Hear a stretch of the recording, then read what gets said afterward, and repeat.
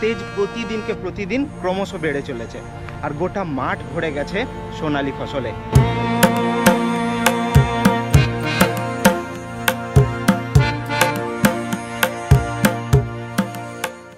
অভিযাত্রী অমিতের আরও একটা নতুন অভিযানে আপনাদের সকলকে স্বাগত জানাই। আজকে 27 তারিখ, 27শে এপ্রিল 2024। প্রচণ্ড গরম। এখন সকাল 8:30টার মতো বাজে, কিন্তু চারিদিকটা দেখে মনে হবে যেন 12টা-1টা বাজে। আজকে কিন্তু একদম ওয়েদার রিপোর্ট বলছে যে আজকে সিভিয়ার হিটওয়েভের রেড অ্যালার্ট আছে। আর টেম্পারেচার এখন পশ্চিম মেদিনীপুরে কিন্তু একদম 42, 43, 45 অবধি পৌঁছে যাচ্ছে। তাও এরকম একটা সময়ে আমরা বেরিয়েছি আর একটা নতুন জায়গার উদ্দেশ্যে। দীঘা, পুরী কিংবা মন্দারমণির সাগর তো অনেক দেখলেন।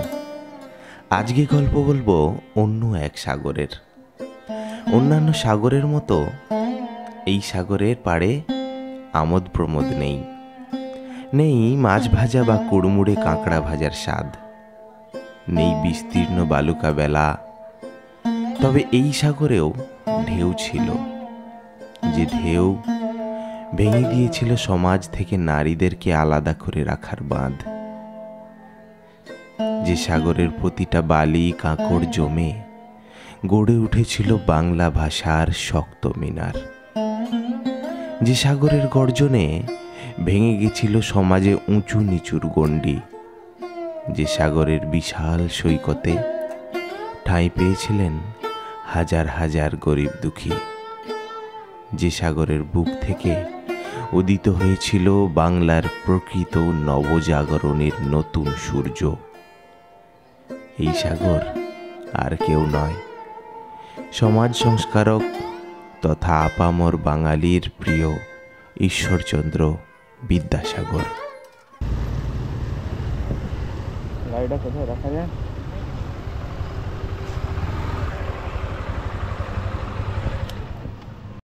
আমরা এখন বড়দার চৌকানে চলে এসেছি। এইটা হচ্ছে বড়দার চৌকানের বিশালাক্ষী মন্দির।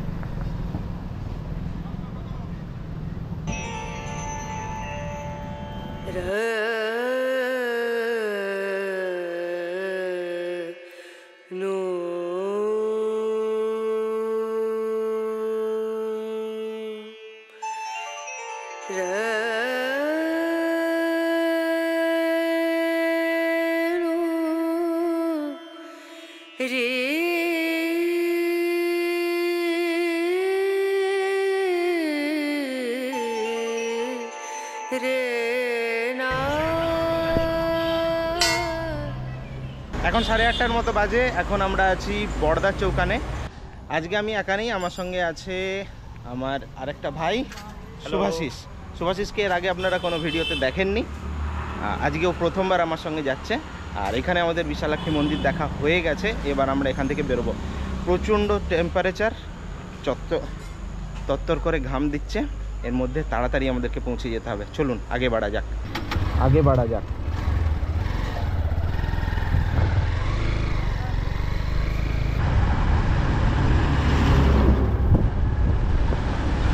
এইদিকে মানে এই সাইডের দিকটা এখনো এরকম প্রচুর দোতলা মাটির বাড়ি দেখা যায়। মানে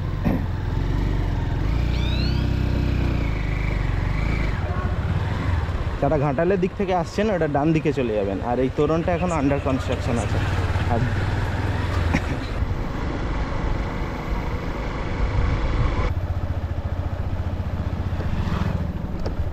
বসন্ত পেরিয়ে গ্রীষ্ম এসে গেছে, আর সূর্যের তেজ প্রতিদিনকে প্রতিদিন ক্রমশ বেড়ে চলেছে, আর গোটা মাঠ ভরে গেছে সোনালী ফসলে। চাষিরা ব্যস্ত হয়ে পড়েছেন সেই সমস্ত তাদের সাধের ফসলকে খামারজাত করতে। এরকম একটা সময়ে আমরা আজকে চলেছি বীরসিংহ। বীরসিংহ যাওয়ার পথে এই যে গ্রাম্য পরিবেশ, এই গ্রাম্য পরিবেশকে উপভোগ করবার জন্যে আমরা একটা সুন্দর ধানের ক্ষেতের ধারে দাঁড়িয়েছি। এই গোটা ক্ষেত পুরো দূর থেকে বিশ্বাস করুন একদম সোনালি, মনে হচ্ছে কেউ সোনা ছড়িয়ে দিয়েছে এরকম লাগছে। এখন 9:30টার মতো বাজে। এখনই টেম্পারেচারে দেখুন 35 ডিগ্রি সেলসিয়াস। প্রতিদিনই খবরের কাগজ বলুন বা টিভিতে বলুন, আমাদেরকে কিন্তু বারবার বলা হচ্ছে যে টেম্পারেচার প্রচণ্ড বাড়বে, হিট ওয়েভ অ্যালার্ট দিচ্ছে। কিন্তু যারা ভাবুন এই মাঠে ঘাটে কাজ করে খায়, এই যে চাষি মানুষরা, এনাদের কিন্তু এসবে কোনো পরোয়া নেই। দেখুন কত মানুষ আছেন, কত মানুষ যারা মাঠে ঘাটে কাজ করছেন। এই সমস্ত চাষি বন্ধুরা তাদের শরীরের পরোয়া না করে, এই গরমের পরোয়া না করে ফসলকে ঘরে তোলেন, সেই ফসল বিক্রি হয়, বাজারে যায়, এবং সেই চাল বা ফসল আমার আপনার প্রত্যেকের বাড়িতে আসে। কিন্তু দুঃখের বিষয় কি জানেন তো, আমাদের মতো এরম কৃষি নির্ভর দেশেও আজও এত কষ্ট করে ফসল ফলানোর পরেও চাষিরা তাদের যে কাম্য ফসলের দাম, সেই দাম পায় না। আমাদের এই পশ্চিম মেদিনীপুর এই অঞ্চলটাতে কিন্তু প্রচুর ধানের চাষ হয়। আর এই ধান যখন পেকে যায়, ধান যখন কেটে খামারজাত করার কাজ চলে, তখন মাঠ থেকে একটা সুন্দর গন্ধ বেরোয়। এই গন্ধটা যারা একমাত্র গ্রামের ছেলে আছে, মানে আমার মতো, আমরা ধান কাটতে দেখেছি, ধান কেটেওছি, তো এই সময় মাঠ থেকে এই রোদের তেজে ধান শুকনো হয়ে গিয়ে যে গন্ধটা বেরোয়, সেই গন্ধটা কিন্তু বেশ সুন্দর লাগে। এবং এগুলোই তো গ্রামের সৌন্দর্য। এইভাবেই গ্রামগুলোকে উপভোগ করতে হয়। আমরা যারা গ্রামে থাকি, আমরা তো প্রতিনিয়ত গ্রাম উপভোগ করি। আপনারা যারা শহরের বাসিন্দা, তারাও আসুন, এসে এরকম কোনো একটা গ্রামে একটা দুটো দিন কাটান, দেখবেন মনের ক্লান্তি একদম দূর হয়ে যাবে।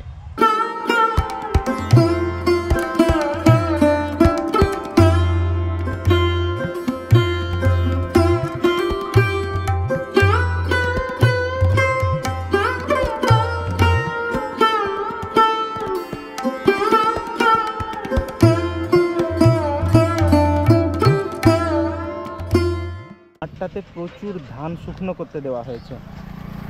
মাঠ থেকে ধান কেটে আনার পর, ঝাড়ার পর এইভাবে ধানকে শুকনো করতে হয় আগে,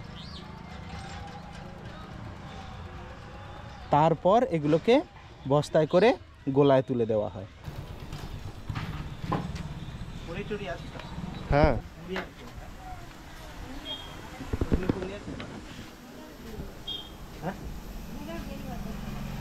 এখন 10টা বাজছে ঘড়িতে, প্রচণ্ড রোদ, মানে বেশ গরম, বেশ। সকালে কিছু খাওয়া হয়নি,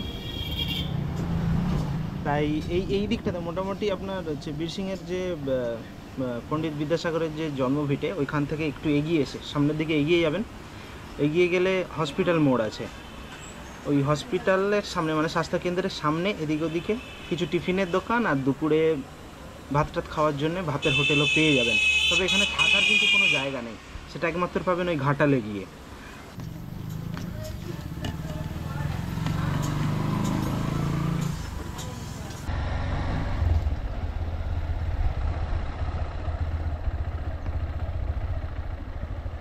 চলুন, পৌঁছে গেছি।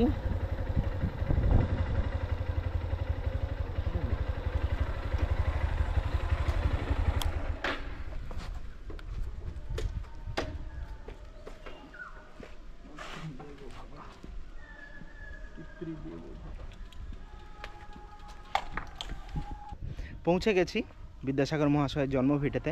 এখন 10:30টার মতো বাজে, আর এটা খোলার সময় হচ্ছে 11টা, তাই কিছুক্ষণ আমাদেরকে অপেক্ষা করতে হবে এখনও। আমি এইখানে এসেছিলাম 2010-এ, আমাদের স্কুলের 100 বছর পূর্তি অনুষ্ঠান উপলক্ষে একটা র্যালি হয়েছিল স্কুল থেকে। সেই সময় এই বীরসিংহে আমি এসেছিলাম। তখন কিন্তু এই জায়গাগুলো এরকম ছিল না। এরপরে সুন্দরভাবে জায়গাগুলোকে কিন্তু রেনোভেট করা হয়েছে। এই যা কিছু দেখছেন এখন, ধরুন এই দিকটা এরকম সুন্দরভাবে বসার জায়গা করে দিয়েছে, বা এই যে পাঁচিল টাচিল তুলে এরকম সুন্দরভাবে যে সাজানো হয়েছে, এগুলো কিন্তু পরবর্তী সময়ে করা হয়েছে, এবং যেটা খুব ভালো উদ্যোগ। আমরা মেদিনীপুরবাসী যারা, বা পুরো বাংলার কথাই ধরুন, আমাদের কাছে এই জন্মভিটে কোনো তীর্থস্থানের থেকে কিন্তু কম নয়। তাই অবশ্যই এখানে ঢোকার সময় জুতো খুলে প্রবেশ করবেন, সেটা এখানে লেখাও আছে দেখুন। আর এই হচ্ছে পুরো জায়গাটা।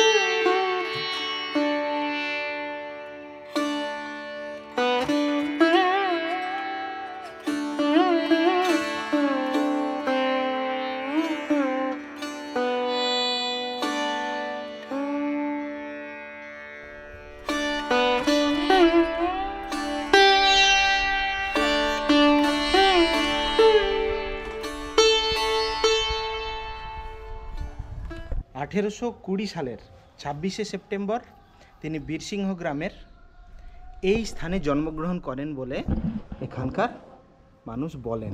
এই জায়গাটাকে ওই জন্য এরকম তৈরি করা আছে। এই জায়গায় ঠিক এই স্থানেই উনি ভূমিষ্ঠ হয়েছিলেন। আপনারা জানেন কি না জানেন না, তখন কিন্তু বীরসিংহ গ্রাম পশ্চিম মেদিনীপুরে ছিল না। তখন বীরসিংহ গ্রাম হুগলি জেলার মধ্যে পড়তো। পরবর্তী সময়ে বিভিন্ন প্রশাসনিক কাজকর্মের সুবিধার জন্যে এই বীরসিংহ গ্রামকে পশ্চিম মেদিনীপুরের অন্তর্গত করা হয়। আর বিদ্যাসাগর মহাশয় তার জীবনীতে তিনি বলেছেন যে তার যে পূর্বপুরুষরা তারা কিন্তু এই বীরসিংহ গ্রামের বাসিন্দা ছিলেন না, তারা ছিলেন হুগলি জেলার বাসিন্দা।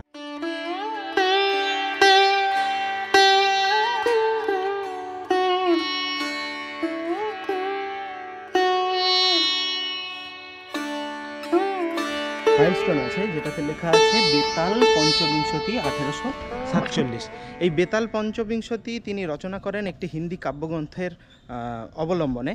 এই বেতাল পঞ্চবিংশতিতেই কিন্তু প্রথমবার সফলভাবে যে পূর্ণচ্ছেদ বা বিরাম চিহ্ন তার ব্যবহার করা হয়। এই যে জায়গাগুলো দেখছেন, এই যে ওনার জন্মভিটে বলে যেগুলো তৈরি করা আছে, এগুলো কিন্তু মাটির নয়, এগুলো সিমেন্টের তৈরি।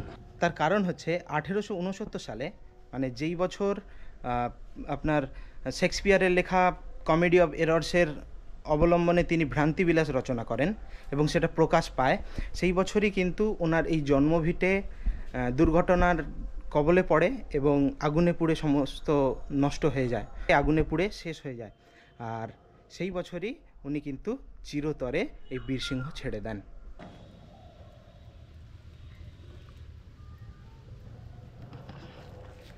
এখন আছি কালীকান্ত চট্টোপাধ্যায়ের পাঠশালার সামনে। সেই পাঠশালাটা আর নেই, এখন নতুন করে বীরসিংহ বিদ্যাসাগর প্রাথমিক বিদ্যালয় তৈরি হয়েছে। এইখানে একটা গল্প আছে, সেই গল্পটা বলি। বালক ঈশ্বরচন্দ্রকে 4 বছর বয়সে পাঠশালায় ভর্তি করা হয়। তখন বীরসিংহের যে পাঠশালা ছিল সনাতন বিশ্বাসের পাঠশালা, সেই পাঠশালায় তাকে ভর্তি করা হয়। কিন্তু সনাতন বিশ্বাস ছিলেন প্রচণ্ড রাগী মানুষ, তিনি শিক্ষাদানের চেয়ে শাস্তিদানের উপরেই বেশি আনন্দ পেতেন। তার জন্যে বিদ্যাসাগর মহাশয়ের পিতামহ, যিনি রামজয় তর্কভূষণ এবং পাশের গ্রামের একজন যুবক, তিনি হচ্ছেন কালীকান্ত চট্টোপাধ্যায়, তাদের দুজনের উদ্যোগে এই বীরসিংহ গ্রামে একটা নতুন পাঠশালা প্রতিষ্ঠা করা হয়। সেই পাঠশালাতেই বালক বিদ্যাসাগর পড়াশুনো শুরু করেন।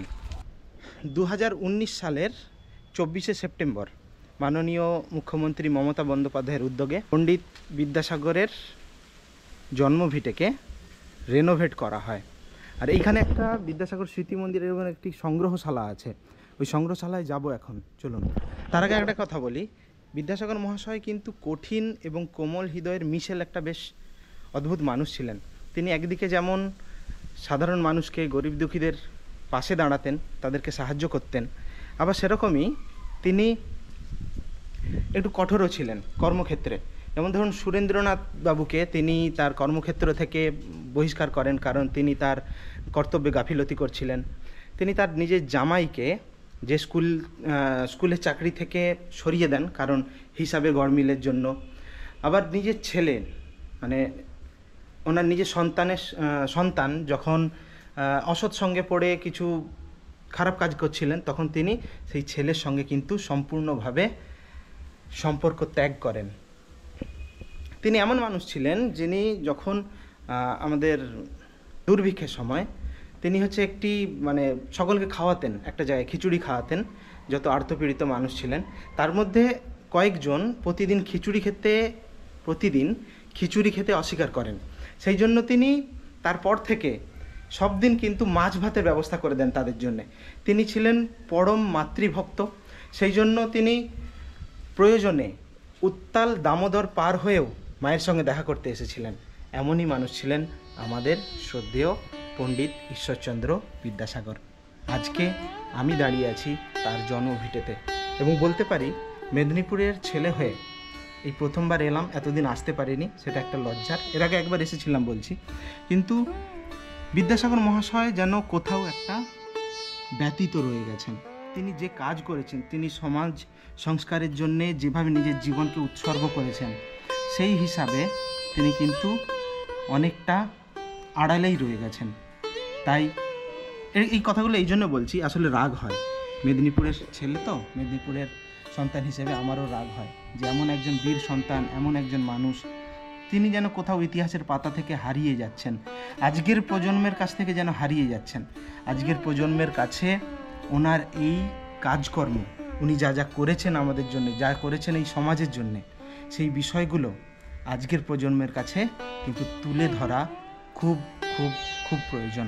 তাই আপনারাও যবে সময় পাবেন, আশেপাশে শহরতলি থেকে বা মেদিনীপুরের বাসিন্দা যারা আছেন, আপনার সন্তানকে, ছেলেকে, মেয়েকে একবার নিয়ে আসুন এখানে, এবং নিয়ে এসে বিদ্যাসাগর মহাশয়ের এই পবিত্র জন্মভিটে দর্শন করান এবং তার এই সমস্ত কর্মকাণ্ড সম্পর্কে তাদেরকে অবহিত করুন, যাতে আগামী প্রজন্ম বিদ্যাসাগর মহাশয়কে ভুলে না যায়। আপনারা জানেন যে নারী শিক্ষার প্রসারের জন্য উনি কিন্তু অনেক লড়াই করেছেন, অনেক কিছু করেছেন। এখানে সেরকম একটা স্ট্যাচু দিয়ে কিছু দেখানোর চেষ্টা করা হচ্ছে। এখানে দেখুন উনি নারীদেরকে শিক্ষাদান করছেন গাছতলায় বসে। এই ক্যাম্পাসের ভেতরে কিন্তু টয়লেটের ব্যবস্থাও রয়েছে। গেট দিয়ে ঢুকেই ডান দিকে চলে যাবেন, এই দিকে পুরুষ এবং মহিলা উভয়ের টয়লেটেরই ব্যবস্থা করা আছে।